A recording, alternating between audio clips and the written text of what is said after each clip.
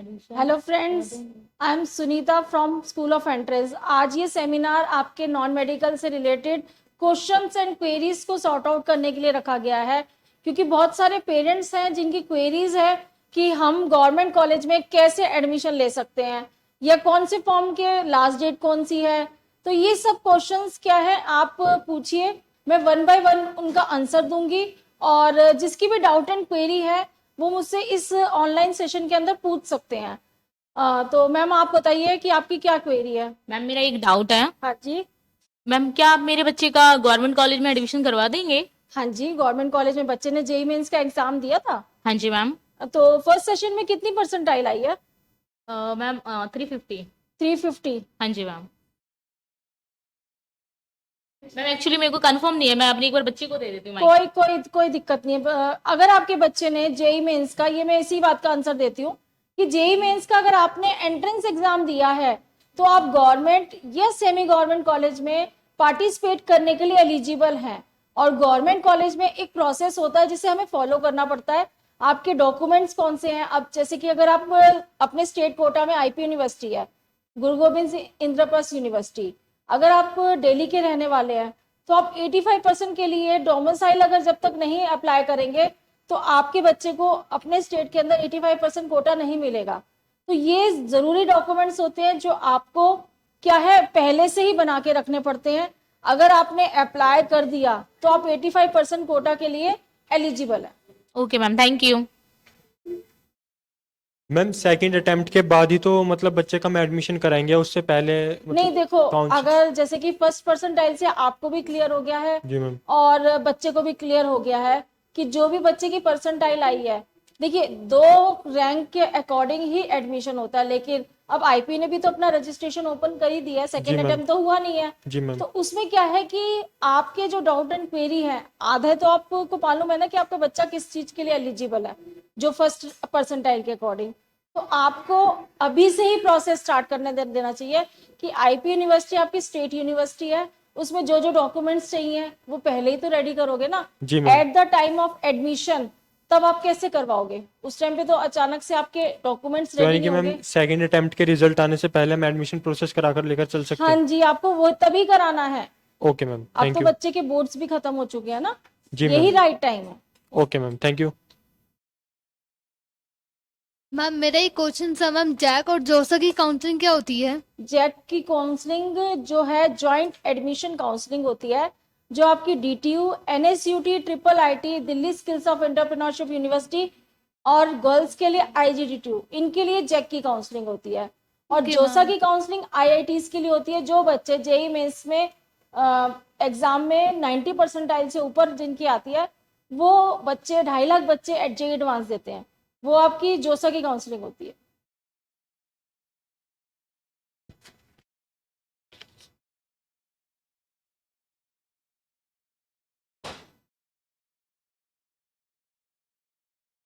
Ma'am जय, मेरा एक क्वेश्चन है, जैसे जैक कॉलेज दिल्ली में तो कैसे कवर हो सकते हैं? जेक कॉलेज जो है आपके कवर ऐसे हो सकते हैं कि जो आपने जेई मेंस का एग्जाम दिया, जेई एग्जाम्स के बाद जो आपका सेकेंड अटेम्प्ट का रिजल्ट आता है, आपकी रैंक आती है, तो उसमें क्या है, जेक का रजिस्ट्रेशन करना होता है। जेक के रजिस्ट्रेशन के बाद ही आप डीटीयू एनएसयूटी के लिए एलिजिबल है। क्योंकि देखो, किसी भी कॉलेज को ये तो नहीं पता ना कि आपने उसमें पार्टिसिपेट करना है। जी जब मैम। आप उसमें रजिस्ट्रेशन करेंगे तभी आप उसमें पार्टिसिपेट कर सकते हैं। Okay okay ma'am. मैम इसमें कुछ कैटेगरी बेनिफिट मिलेगा? हाँ, कैटेगरी अगर एससी है तो आपको बहुत बेनिफिट मिलेगा, एसटी है तो उससे ज्यादा बेनिफिट मिलेगा, या आपकी ओबीसी कैटेगरी है तो बेनिफिट मिलेगा। देखो, कैटेगरी क्या है, पेरेंट्स अगर लगाते हैं तो उनका एक रिजर्वेशन होती है, तो अगर उसमें आप अप्लाई करेंगे तो आपकी रिजर्वेशन तो है ना, तो उसमें आपको अच्छा कॉलेज मिल सकता है। मैम आईपीओ में काउंसलिंग राउंड कितने होते हैं मैम? 8 राउंड्स की काउंसलिंग होती है आईपी की। अच्छा, पहले तो 4 राउंड्स होते हैं आपके, फिर उसके बाद स्पॉट राउंड होता है ओके आपकी। Ma'am, thank you. Ma'am domicile क्या होता है और इसके क्या यूज हैं और इसके क्या बेनिफिट्स हैं मेरे को? डोमिसाइल का मतलब है कि आप जो दिल्ली के रहने वाले नागरिक हैं, आपका जैसे कि एक कहते हैं ना, जहाँ के हम स्टेट में रहते हैं तो हमारे पास प्रूफ क्या है, एक आइडेंटिटी प्रूफ तो हमारे आधार कार्ड है, दूसरी आइडेंटिटी प्रूफ है आपका डोमिसाइल। डोमिसाइल में आपके जो आधार कार्ड, आपके जो जिस घर में आप रहते हैं उसके पुराने बिल, मतलब आपको कैसे अपनी जो गवर्नमेंट है उनको कैसे पता चलेगा कि आप यहाँ के रहने वाले हैं।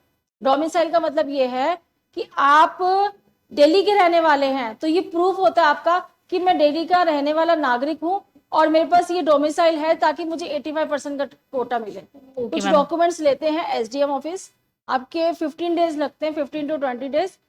अप्लाई होने के 15-20 डेज के बाद आपका डोमिसाइल बन जाता है। Okay ma'am, thank you. Ma'am मेरे क्वेश्चन था, आईपीयू के कितने कॉलेजेस हैं? आईपी के 22+ कॉलेजेस हैं, आपके डे बाय डे बढ़ भी रहे हैं। और जो है आपके सबसे जो अच्छे मेन कैंपस है आपका द्वारका में यूएसआईसीटी, महाराजा अग्रसेन, सूरजमल, आपका ये भगवान परशुराम, भारतीय विद्यापीठ, विप्स ने भी लास्ट 2 ईयर्स से पार्टिसिपेट करना स्टार्ट किया है, डॉक्टर अखिलेश है, मतलब बहुत सारे कॉलेजेस हैं जो आईपी के माने हुए हैं। वैसे तो सारे कॉलेज अच्छे हैं, ऐसा नहीं है, डिग्री आपको कॉलेज देता है, यूनिवर्सिटी देता है, कॉलेज नहीं देता। ये आप पे डिपेंड करता है कि काउंसलिंग में आप कौन कौन से कॉलेजेस ले रहे हैं। मैम मेरा एक डाउट था, मैम कैटेगरी बेनिफिट मिलता है कि गवर्नमेंट की काउंसलिंग में? हाँ मिलता है, कैटेगरी का बेनिफिट मिलता है। आपकी कैटेगरी अगर एससी है, एसटी है, तो आपको बेनिफिट जरूर मिलता है।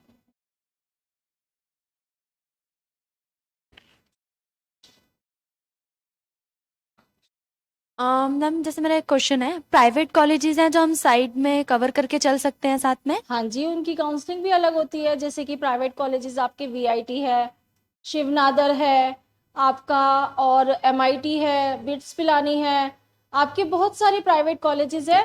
कुछ के अपने एंट्रेंस एग्जाम है, कुछ जेई मेंस की अपनी रैंक पे भी लेता है एडमिशन। जी जी मैम। तो उसमें क्या है कि अगर आपने उनका रजिस्ट्रेशन किया होगा तो आपको, अगर वो जेई मेंस की रैंक ले रहा है तो बेनिफिट तो मिलेगा ही ना। जैसे कि मैंने आपको स्टार्टिंग में बताया, जेई मेंस के लिए सिर्फ आपको एलिजिबल करता है, लेकिन अगर किसी कॉलेज में अगर आपने पार्टिसिपेट करना है तो उसका रजिस्ट्रेशन करना जरूरी है। अगर आपने Important है, रजिस्ट्रेशन मैम। नहीं किया तो उस कॉलेज के लिए या उस यूनिवर्सिटी के लिए आप पार्टिसिपेट नहीं कर सकते।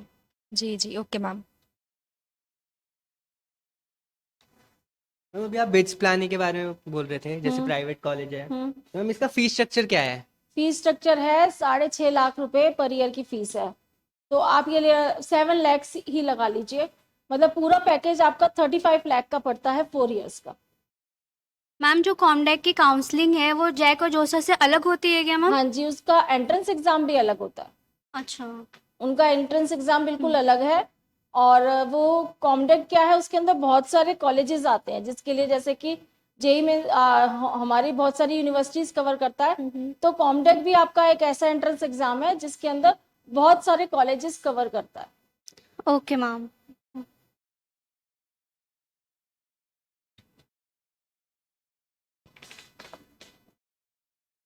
मैम मेरे क्वेश्चन है, आईपीयू की काउंसलिंग जो होती है वो स्टेट काउंसलिंग के साथ नहीं हो सकती क्या? वो स्टेट काउंसलिंग ही है ना, जैसे कि आप ऑल ओवर इंडिया में आईपी की काउंसलिंग होती है। तो अगर आप ऑल इंडिया से पार्टिसिपेट कर रहे हैं, अपने दिल्ली से पार्टिसिपेट नहीं कर रहे, जी तो मैम। आप 15% के लिए तो अपनी हमारी स्टेट कोटा जो है आपकी गुरु गोविंद सिंह इंद्रप्रस्थ यूनिवर्सिटी, उसमें पार्टिसिपेट कर सकते हैं। मैम इतनी सारी काउंसलिंग की अपडेट्स हमें कैसे मिलेंगी? देखो, अगर आपको इस काउंसलिंग में की अपडेट्स हम चाहिए, तो देखो आप खुद वर्किंग होगे, तो ये अपडेट्स के लिए ही हम आपको इनवाइट कर रहे हैं कि आप हमारे सेंटर आइए। हमारे 3 सेंटर है, प्रीतमपुरा, पश्चिम या जनकपुरी।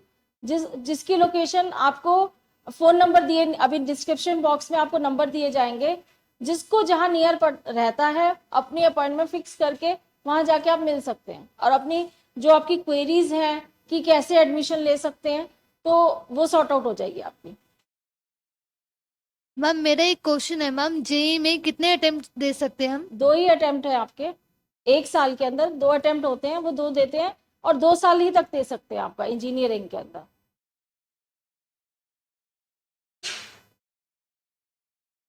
मैम एनआईटी में एडमिशन लेने के लिए कितने रैंक चाहिए होता है मैम? एटलीस्ट 90 प्लस तो होना ही चाहिए आपका NITs के लिए। मैम 90 से कम आए तो? 90%। अच्छा अच्छा, ठीक है ma'am, okay, thank you. Mummy IIT में एडमिशन का क्या प्रोसेस होता है? वो जोसा की काउंसलिंग देनी पड़ती है, लेनी पड़ती है आपको। जेई एडवांस दोगे तभी आप IIT की काउंसलिंग में पार्टिसिपेट कर सकते हो। आपके 23 IITs हैं ऑल ओवर इंडिया के अंदर। मैम बेस्ट कॉलेजेस में एडमिशन लेने के लिए बच्चे की कितनी रैंक होनी चाहिए? बेस्ट कॉलेज में देखो कंपटीशन काफी टफ है। आपको अगर बेस्ट कॉलेज चाहिए तो 99 परसेंटाइल, लेकिन अगर कम स्कोर भी है और Yes, ma'am. आपको अच्छा कॉलेज लेना है तो उसका एक प्रोसेस होता है, जी जी। जिसको हमारे को प्रोसेस को स्टार्ट करके उसके अंदर पार्टिसिपेट करके हमारे को मिल सकता है अच्छा कॉलेज।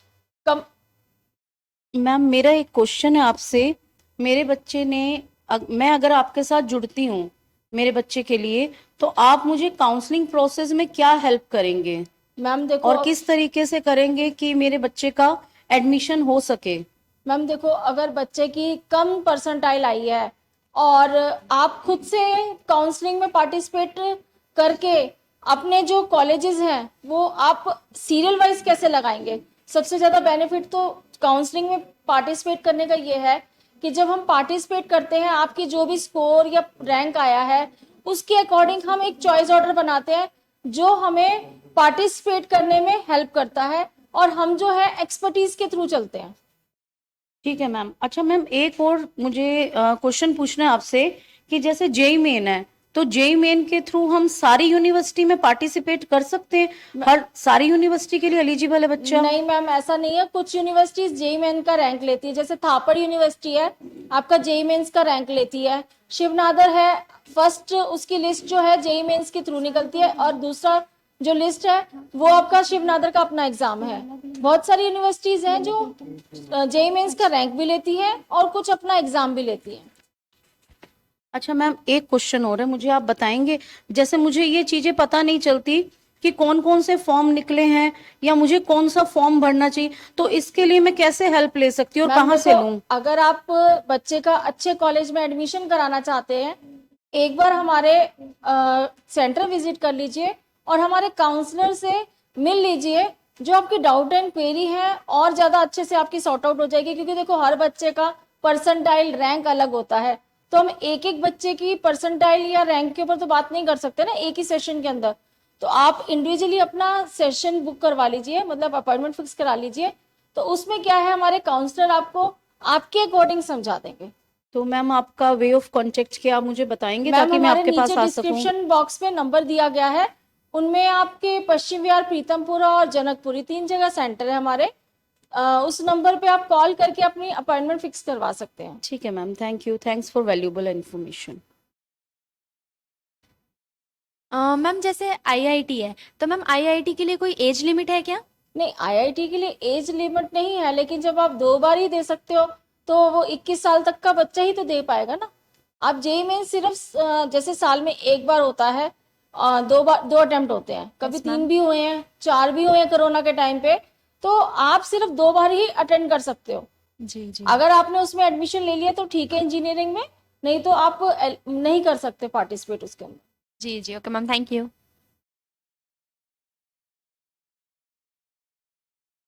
अब आपकी किसी की डाउट एंड क्वेरी है तो मेरे से पूछ सकते हैं। बाकी हमारे दिए गए नीचे डिस्क्रिप्शन बॉक्स में हमारे तीनों सेंटर के नंबर दिए गए हैं, जिसको भी अपनी अपॉइंटमेंट फिक्स करनी है उस नंबर पे आप कॉल करके अपनी अपॉइंटमेंट फिक्स करके हमारे काउंसलर से इंडिविजुअल सेशन ले सकते हैं और अपनी जो डाउट एंड क्वेरी है उसे सॉर्ट आउट कर सकते हैं। तो उसके लिए आज का सेशन हम यहीं पे क्लोज करते हैं। अगर जिसको भी आप बाकी की जानकारी लेनी है तो वो हमारे